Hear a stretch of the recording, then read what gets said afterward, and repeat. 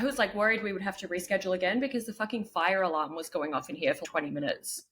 And when my boyfriend and I were just sitting here and we're like, we can't smell smoke. We're not packing up 4 cats and taking them downstairs unless, because the firemen were downstairs and they were just wandering around and we were like, but yeah, it was going off for 20 minutes and I was just sitting here, please finish before I start this podcast. My wife, right before we were about to get started, she came in and she goes, "Oh, I'm just gonna do some vacuuming in your room." I was like, "I'm doing a podcast?" She's like, "Okay, I'll just go to the gym." Nice. Cool. All right, I'll do an intro. Even if you mess something up, don't worry about it because I'm gonna go back and edit it anyways.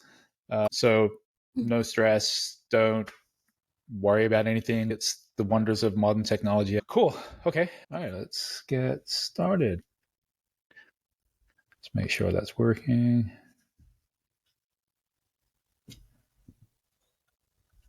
Okay. Hey everyone, welcome to another episode of The Lost and Founder.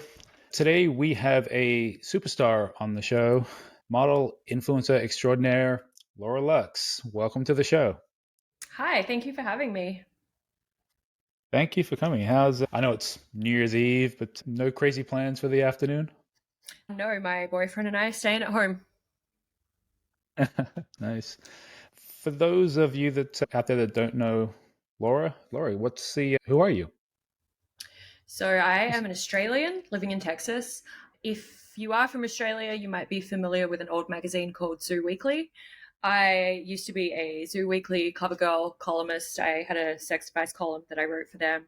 I was Penthouse Pet of the Year in Australia. I was an internationally touring DJ. Somehow I have ended up in Austin, and now I just do OnlyFans. There's a lot to unpack there, but whereabouts in Australia are you from? I'm actually from the Flinders Ranges, which is about 4 or 5 hours north of Adelaide. I spent the first half of my life in Australia, and I have absolutely no sense of geography. But from what I know, it's a pretty beautiful region. Yeah, it's beautiful. The town I spent most of my childhood in had a population of 50 people. So it was very rural. Kangaroos hopping down the main street. I was literally the stereotype. Now, do you tell people stories of being a kangaroo wrangler or anything back in the country? I've definitely convinced some Americans that we used to ride kangaroos to school. So I tell people that I used to have one in my garage, and when I outgrew that one, we had to get a big one to take me to school. So yeah, they're fun stories. So how long have you been in the US for? I moved here in July 2015. Okay. So like 7.5 years. What brought you here? Was it just like more employment opportunities with what you do? Like obviously being an entrepreneur and being so well known as yourself, obviously the possibilities are endless here. Yeah, it was when I first moved here, I was still DJing full time. That was what I really wanted to focus on. I actually really wanted to. So I was like living in Melbourne then, and I was coming over to LA to visit like fucking 5 times a year. And I'd made all these friends in the gay scene. I had all these gay guy friends, and I wanted to DJ in the gay clubs. That was my thing. I was like, I want to be a West Hollywood gay bar DJ. So I came over here with that dream and did that for a while, but didn't love it as much as I thought I would. So ended up going back into the straight scene DJing. So yeah, it was just to do music stuff. Cool. And how obviously the transition from moving from everything that and everyone that you know in Australia to moving to the US, how did that affect your mental health? Was that an easy transition for you? It was definitely tough. I've always told people if I didn't have the support system that I had in LA, I never would have survived there. Because I had, like I said, I was coming over to visit so often and I had so many friends. I had such an extensive network of friends who were so great and so willing to help me. I slept on an inflatable mattress in one of my friends' living rooms for the first couple of months while I had to get my shit together. Yeah. So yeah, definitely wouldn't have been able to handle it without that huge support network, which I'm so grateful for. And financially, it was really difficult as well. I think I'd been working in Melbourne. I was working at one of the strip clubs. I was DJing where I was earning like a really good wage. So I had I guess I just thought that I would go there and I would be able to make money easily, and it was a lot harder than I expected. Get down. It was a lot harder. She always wants to be on my lap. What's her name? It's Evie Wonder. She's blind. Oh, Yeah, she's my little best friend. cute. But yeah, so I definitely went into it, I think, with my expectations being a little skewed about how easy it was going to be. So I think for me, like in terms Yeah. of like actually making the move, the hardest mental health aspect was the fear of failure. And I had got so in my own head at the thought of getting to LA and not being able to make it and having to come back to Australia with my tail between my legs. And I had built it up in my head that everyone would be laughing at me and being like, "You're a failure. Oh my God, she had to come back to LA." And, you know, while trying to rationalize it to myself, at least I fucking tried. So that was probably the Yeah. biggest mental health struggle with going over there. I think that's a common theme with even with me when I first moved to the US a while ago. It was like I struggled with what if I did fail? What if everything that I built completely fucked up and I had to go back to Australia? Then there's this stigma. He failed. He couldn't make it in LA. Now he's back in Perth or he's back in Mm-hmm. Flinders. And I completely understand. And I think that's common, especially with a lot of the Australians that I've met over the years. Their biggest fear is, I don't want to go home. This is where I want to be. Yeah, and So it's such a big move to make. yeah. So prior to making this move, did you suffer from anxiety? Oh yeah. I've definitely always been a very anxious person. So What's your earliest memory of that? in terms of anxiety, I'm not sure, but there was definitely some shit going on as young as like 12. Okay. Growing Do up, you remember those memories? yeah, like growing up where I did, I was so isolated. And we moved out there when I was 7, away from the town that my mum and dad had grown up in, where we had lots of friends and we knew people. And then we moved out there when I was, I think, 7 or 8 from my dad's job. So we moved out because we lived closer to Adelaide in a small town, but still 40-minute drive from Adelaide. So then we moved out to the middle of fucking nowhere to this town where everyone was related. Everyone had lived there generations. They were all super strict Catholic. My family wasn't religious. There was just a lot of, and we were outsiders. No one had moved to this place for so long. So I got very badly bullied. I didn't fit in. I didn't really have any friends for a lot of my childhood, or there just was, yeah, I think I still remember I had a diary when I was probably 12 years old, and I used to write in that like pretty graphic suicidal thoughts and saying if my parents didn't send me away to boarding school, I was going to stop eating until they sent me there. Just a lot of stuff like that because I was so unhappy and so just not fitting in and I wanted to be somewhere else. So that's probably my earliest memory is just writing in this diary. And I think I got that for my 11th or 12th birthday. Oh wow! So you were having suicidal thoughts at 12 years old? I think so. I think I was writing like pretty Oh. dark stuff at a very young age. Did anyone pick up on this? Like your parents, teachers, anybody?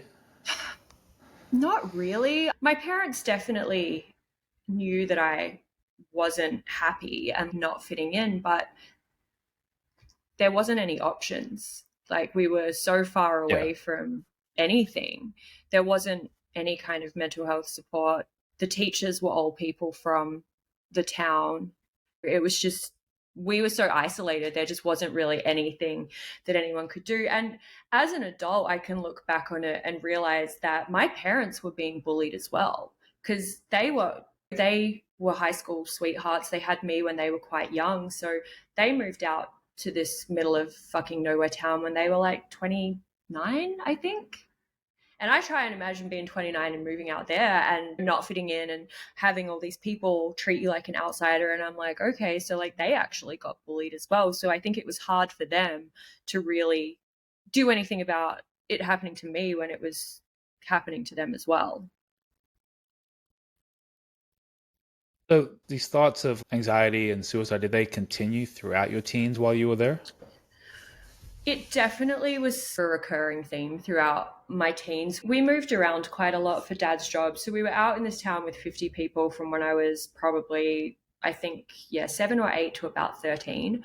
And then we were in another town that had 450 people that was like nearby that I think we were in from, I want to say 12 or 13 to 16. And then I did my final 2 years of high school in another town in like rural South Australia.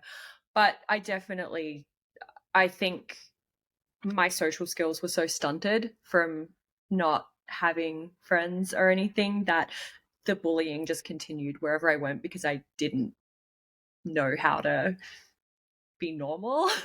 And also, I was always an eccentric kid, which if I had lived in the city, I would have been fine because there would have been other kids that were a little kooky that I could have been friends with. But when you live in such a small, remote area and everyone is the same and no one, it's all very conformist and you're like the weird kid, you don't really have anyone else to vibe with. No, completely understand. So when you turned 18, you can legally leave home. Did you pack up and leave the small towns and go do your own thing? Like, when did that transition Straight occur? out of there. I was literally, as soon as I could, I was fucking out of there. Did you find that your anxiety dissipated over that time or got worse? How did your um, mental health develop there? it didn't get better because again, I hadn't developed good social skills, and I was still so insecure from all this bullying, and I just hadn't. I've always said I don't really feel like I started to become me until I was probably 26.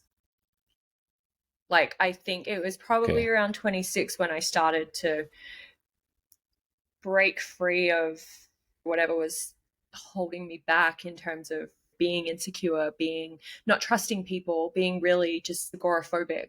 So, yeah, it definitely continued. It probably, for me, like really hit its peak in my early 20s. It got really, like, the anxiety got really bad. Were you still having those thoughts of suicide in your early 20s?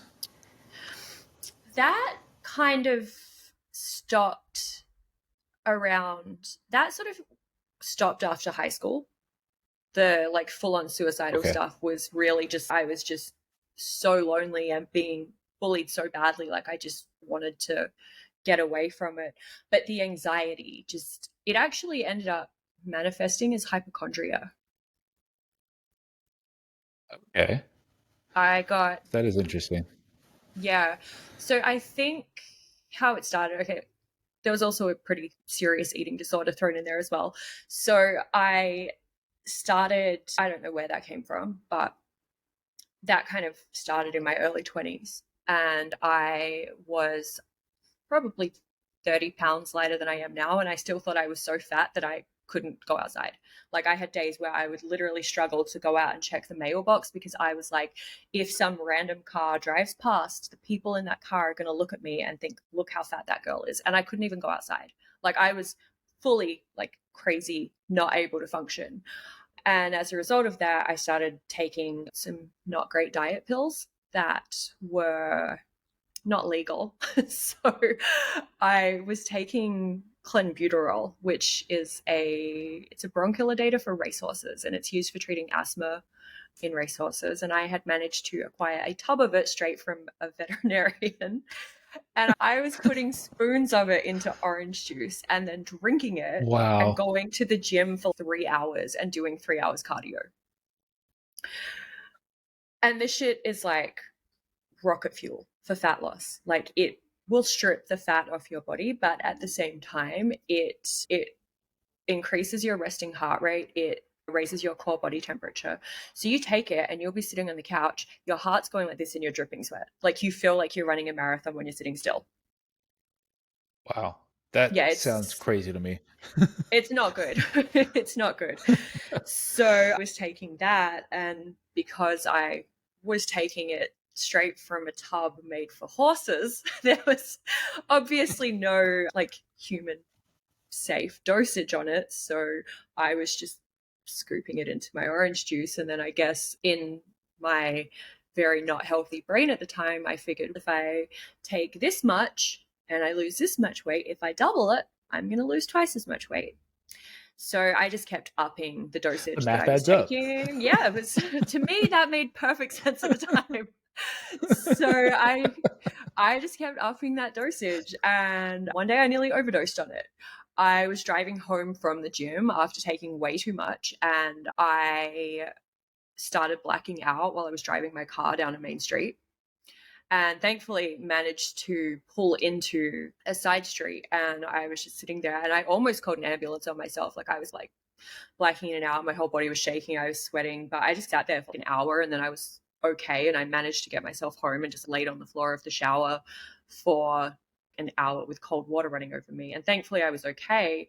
But that's where the hypochondria came from. I started getting really paranoid that I had done some kind of like long-term neurological damage, or that I had done something to my Yeah. heart. So it just was this thing, and then I started getting panic attacks when I was driving my car.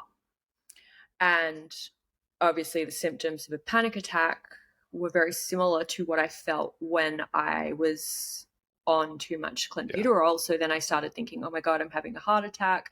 And yeah, that was definitely when it escalated to its worst point. Like I was a basket case. I could barely leave my apartment because I was so scared that I had some major medical issue. I was going to the doctor and being like, I need to Yeah. do another EKG. And they're like, you're fine. And I'm like, no, I'm not. Like trying to get all these like tests done. And they're like, you're literally fine.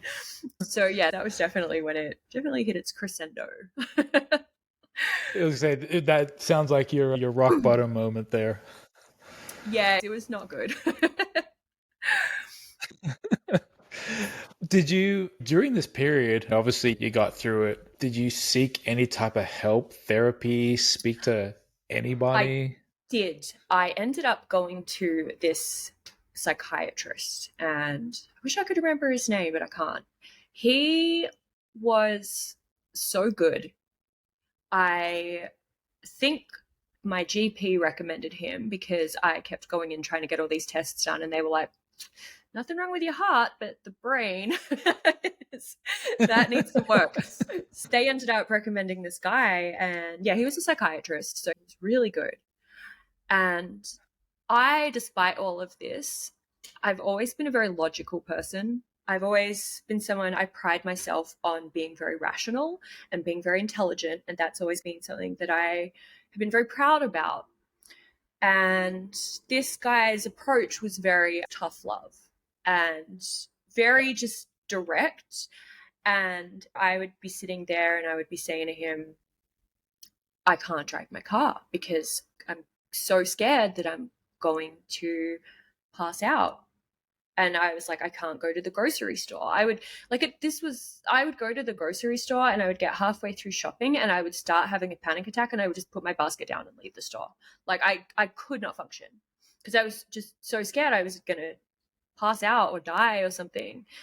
And he was just like, okay, how many times have you thought you were going to pass out while driving your car? And I'd be like, I don't know, like 30. And he's like, how many times have you actually passed out? And I'm like, none. And he's like, so what's the problem? And I was like, okay, yep, fair. And he was really just like, I don't know what exactly he said. I don't know.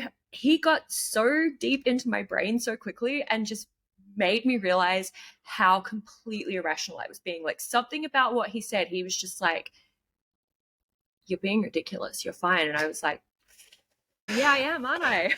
So I feel like his approach is like the equivalent of duh. no, seriously, it really You was. know? And I was like, okay, yeah, point taken. I'm being a fucking idiot right now.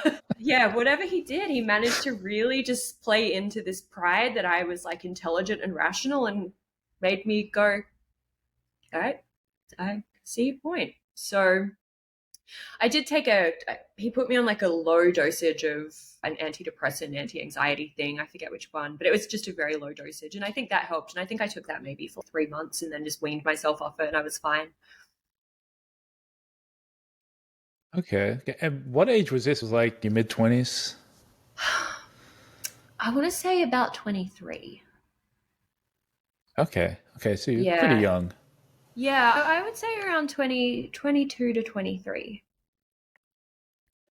Okay. And then from there, I know you mentioned around 26 when you started to socially blossom. What was that progression, and did that kind of lead into working with Penthouse and other men's magazines?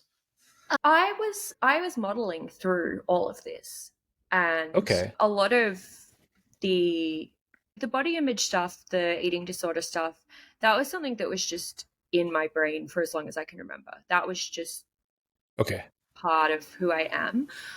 But I don't know if it was just some kind of masochism, like I just gravitated towards things that were going to make it worse. And I was modeling and I was shooting for these magazines. And I've never been someone who is naturally petite. Like I'm tall, I've got broad shoulders, broad hips. I've always been a little curvier. And this was back in the mid 2000s when skinny was in. So it's not like it is now where you look at the magazines and they like the curves now. But my body type back then was very much considered fat. So when I was shooting for these magazines, sorry to backtrack, the reason I was originally getting these magazine shoots is throughout high school, like I said, didn't really have a lot of friends. I spent most of my time, most of my social life was in online chat rooms. I hung out on Yahoo chat in like the video game chat rooms and stuff. And in there, I was Yeah. the queen bee. I had somehow developed this talent for making people online think I was way cooler than I am. I've always been good at talking. I was good at writing. Like I had managed to become like the cool person in these online spaces. So when MySpace came around, I just took to it like a fish to water. I was like, oh, this is like what I'm good at. So I started doing that. And then I started getting all these friends. And then I started just doing photo shoots for fun. So I would have stuff to post on MySpace, just with like shitty local photographers on fucking Model Mayhem. And then all of a sudden, I had hundreds of thousands of friends on MySpace. And the magazines like Zoo Weekly and Penthouse were like, who is this girl? Like, she has a huge reach. So Zoo contacted me and they were like, we want to put you in the magazine. And obviously, I did it. But like, I still remember my first shoot for Zoo Weekly. I was so anxious. And the stylist who brings like the wardrobe was such a bitch. She was such a fucking bitch. They So usually are. yeah, I had told her like before the shoot, because they flew me in from Adelaide over to Sydney for the shoot. And I had said to her, like, here's my sizes, because she asked me, like, what size lingerie do you need? And I had told her. And then when I showed up, the sizes that she had bought were way too small for me. And I thank God I had packed some of my own stuff. But I just remember her looking me up and down and being like, I'm not used to having to dress people of your size. Like it was shit like that I was dealing with Wow. constantly. Wow. So I definitely, as someone who had already had all these issues with body image and definitely had the eating disorder thoughts in my brain since as young as 12, to then go into that industry, it was almost, yeah, like I said, some kind of self-sabotage, masochism, I don't know. But I definitely gravitated towards being in things that were going to probably make it worse. And yeah, from there, the magazines just kept wanting to do stuff with me. And I had all these media opportunities. And then I started getting in my own head that I was too fat to do them. So that was something that I definitely struggled with throughout, even after I like went to this psychiatrist and fixed my like crippling hypochondria, I definitely still struggled with the photo shoots and the magazines and having to go to events for the magazines and always feeling like I was the big girl and starving myself before these events. Like, so yeah, that was definitely a recurring theme. Wow, so it's like anxious, socially awkward, but at the same time you're doing like these highly popular shoots for these well-known men's magazines, these big events. Yeah, I can it was very much like my life was very strange for a while there, because there was a point that I had the third most viewed MySpace account in Australia. And I was part of this big media release. I think Kevin Rudd was prime minister at the time, and I had more that was a MySpace while views ago. than I know. I had more MySpace views than Kevin Rudd, and I had more than like Hamish and Andy and like legit Aussie celebrities. So I was like the third most viewed in the country, and it was like I was living this crazy online life of all these people following me, but in person, I could barely hold a conversation. Like I was still so socially awkward in person. So there definitely was like this weird dichotomy of me feeling like I was living a lie. Like I was this cool, like fun person who everyone wanted to be friends with online, but then in real life, I was so socially awkward and so quiet and introverted and like really struggled with being able to talk to people at all. But you stuck with this career. You've been doing it for a really long time, and obviously you've blossomed into this what seems like a social butterfly. When did that change? Yeah, I think around 26. I had been in a relationship for about 3 years, and it was fine, but he was just someone that wanted to stay in Adelaide and didn't really want to do anything else. And I had all these ambitions, and but we'd been together and all of my friends were his friends. Like my whole friendship group at that time, like in terms of like real life, was like his friends' girlfriends. So when I broke up with him, that was all gone. And I found myself at 26 being like, God, I don't really know anyone. Like I'd have to just start fresh. So I just really started, I don't know where it came from. I just started being like, okay, I have to try and meet people. And I just started reaching out to people on Twitter that I like, girls from Adelaide that I was following on Twitter. And I was like, do you want to get a drink? And somehow I ended up creating this friendship group of girls that I met from all different places that I was like, okay, come and hang out with us, come and hang out with us. And I ended up creating this like really great social group in Adelaide that I was always the one kind of organizing events and everything. And I don't know where it came from. It just blossomed from Just there. happened. Yeah. Okay, but okay, let's talk about the modeling. So you did it for a number of years. You to obviously throughout having an eating disorder, the also the lowest points of your life. Did you enjoy the modeling? What you were doing, the photo shoots? I don't even really know, to be honest. I liked seeing myself on magazine covers. I loved that. Okay, And I think it was a thing where it was like I wanted so badly to do it, but then I didn't feel like I was good enough. So it was always this, yeah, it was very much it was like a very, I love hate relationship with it. I get it. What made you stick with it? I have no idea. I really don't know. I think it wasn't something that I ever, Evie, get down. It wasn't something that I ever expected to be as successful as I was. Like, it was just I just fell into it. I feel like I never set out to take it as far as I did. But then I just kept getting these photo shoots and I kept getting this work, and it was obviously very well paid. And by that point I was, what else am I going to do? Like, this is what I'm apparently good at. And I had all the success that other people were trying to do, and I was seeing other girls. One thing that I really just always struggled with was seeing girls who I looked at and I was like, she's better looking than me, she's thinner than me, and she's trying to do what I'm doing and she's not being successful. So there was a lot of imposter syndrome. I was like, why me? Like, why am I the one who is getting these cover shoots, who's getting this gig, writing my own column for Zoo Weekly? Like, why? It was very much like, why me situation. Okay. And no, I can completely understand that. So the transition to moving to the US, you're talking about being a DJ. Is that something you want to do full time and then leave the modeling behind? It was all intertwined. I was never, I'll be honest, I was never a great DJ. Not gonna lie. Me My either. musical, yeah, my musical talent is not exactly the best.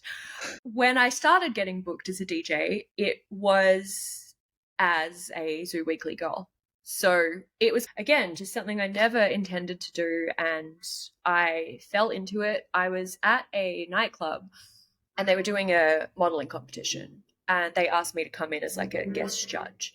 And I was like, yeah, sure, I'll do that. And I was really drunk and did this guest judging of this modeling competition. And then afterwards, the DJ was like an old friend of mine. And I jumped up behind the decks and I put the headphones on and I just started pretending to touch buttons. And the club manager came up to me and they were like, you look really good up there. Do you want a job? And I was like, I can't DJ. And they were like, we'll teach you. So I walked into a main stage residency at the biggest club in town with absolutely no experience because they just wanted to say, we have this girl from the Zoo Weekly cover model there. Again, I just fluked my way Just into fell that. into it. It was Yeah, very it sounds like every unplanned. other job that I've also got too. No, that's awesome. So, what?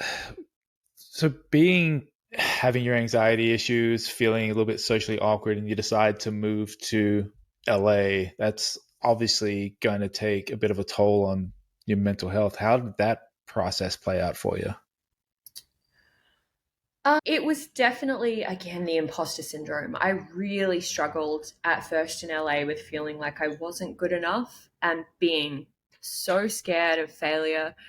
And also, LA is so full of beautiful people trying to make it, and there's so much competition.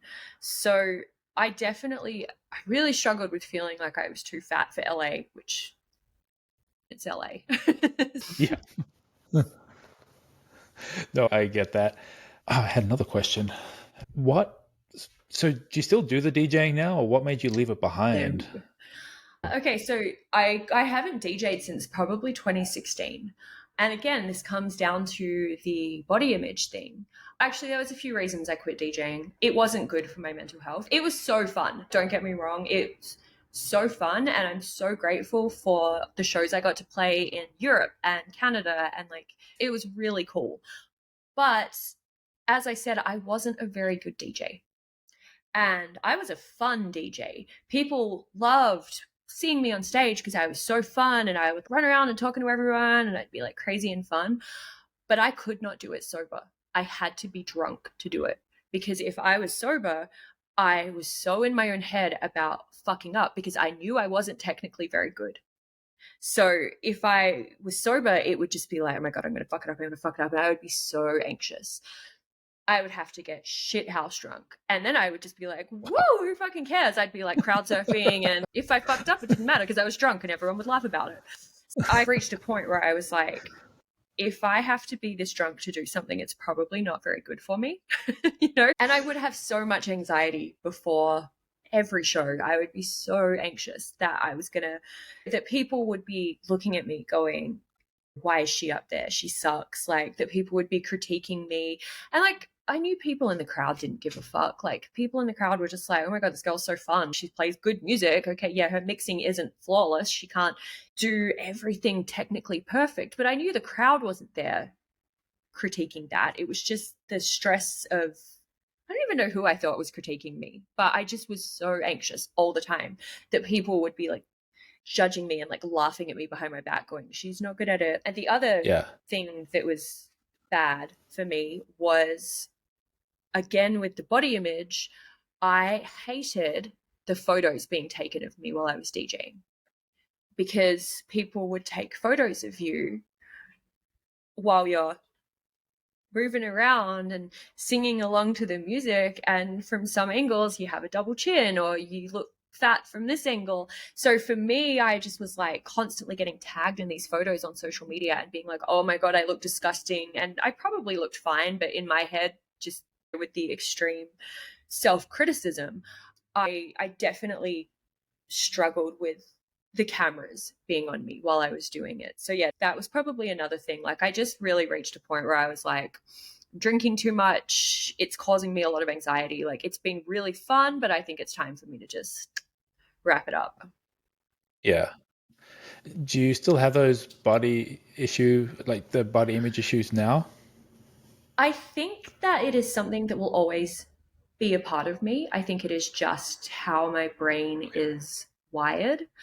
But I did end up at the end of 2017, I think. I had just gotten into a pretty bad place. I was partying too much. I had a lot of self esteem issues. It had just snowballed to a point that I went, you know what? I just have to go to therapy.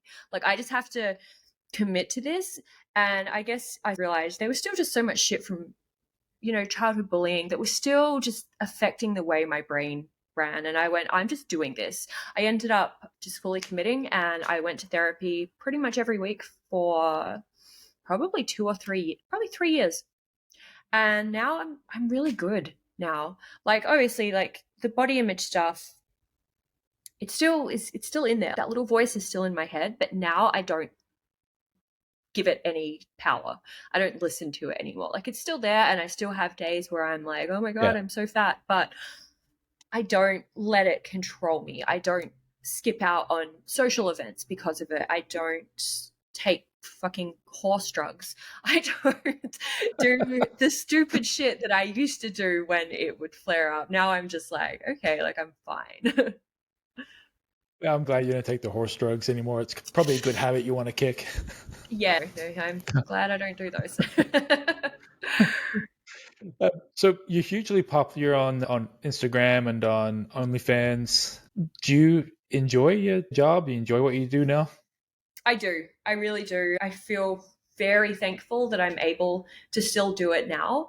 I love being my own boss. I love having freedom. I love that I work from home. I love that if I want to go somewhere, I can just do it because I can work from anywhere as long as I have my laptop. And my boyfriend and I, we love to take trips out to cabins in the mountains, and we can go out there. I can take a bunch of cool photos out in the woods, and I love that freedom. But yeah, I still very much, now that I'm someone who I do consider myself very healed from the mental health issues. Like I'm genuinely a very happy person now. Like I'm really good. So yeah, I really enjoy it now.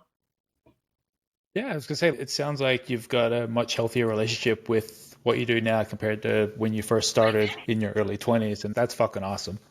Yeah, definitely. I It took me a while to actually go to therapy, because the first psychiatrist that I saw, like he was less talk therapy and more just fixing the hypochondria. Yeah. This was just like, okay, let's sit down and fucking unpack this shit. Let's just really commit to really talking about things and like getting these bad behaviors out. And yeah, it definitely, I always like tell people like therapy was probably the best thing I ever did for myself. It really did just change my entire way of thinking and acting towards myself, towards other people, relationships, everything. And all for the positive. Like I'm so glad that I did it. Are you still in therapy now? No. I stopped going regularly at the start of 2020. Right before COVID, actually. So I I had mean, reached a point I had reached a point. My therapist was so nice, and she was the same age, similar age as me. She had tattoos, she had cats. Like, she was someone that I felt like if we had met in a different setting, we would have been friends. So, talking to her, it really felt comfortable. Like, I just felt like I was going for gossip with a girlfriend, but it was someone who just would listen to me and give me completely unbiased, very good advice and tell me when I was being stupid, and always just really talking about the right stuff and making me realize the things I was doing, the bad habits, whatever. So I really genuinely enjoyed like talking to her, and it got to early 2020, and I remember like the last like regular session I went to her, we just talked about 90 Day Fiance for half the session, and at the end she was like, this is the thing about my job, you fix people, the whole point of your job is to make it so people don't need you anymore.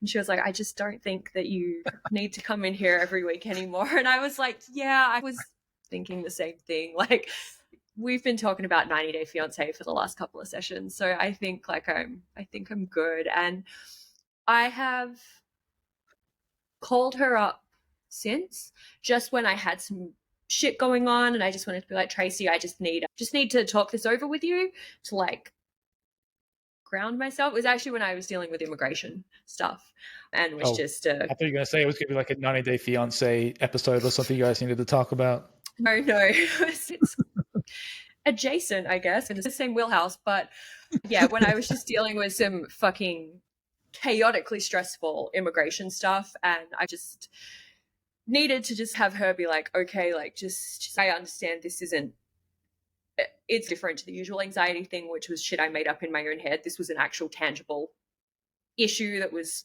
fucking stressful, but still just talking to her helped ground me. But since then, like I don't feel like I need it anymore. I'm good. I think I remember your immigration thing because you were going one place to do your interview and then you had to change it. Yes. Is That that wasn't right? even the thing. Yeah, that wasn't actually even the thing that I applied for my EB1 green card last year, Yeah. and that got denied over just them nitpicking over terminology, basically the category about success in the performing arts. I was an internationally touring DJ. Like, we gave them ample evidence of success in the performing arts, but whoever my case officer was didn't accept it because the terminology in the criteria list that hasn't been updated in fucking 30 years still says success in the performing arts as evidenced by CD and cassette sales. And they were like, where's her CD and cassette sales? And my lawyer was like, she Who wasn't still fucking has a CD DJing. anymore? My lawyer was like, she wasn't a DJ when she was 2 years old.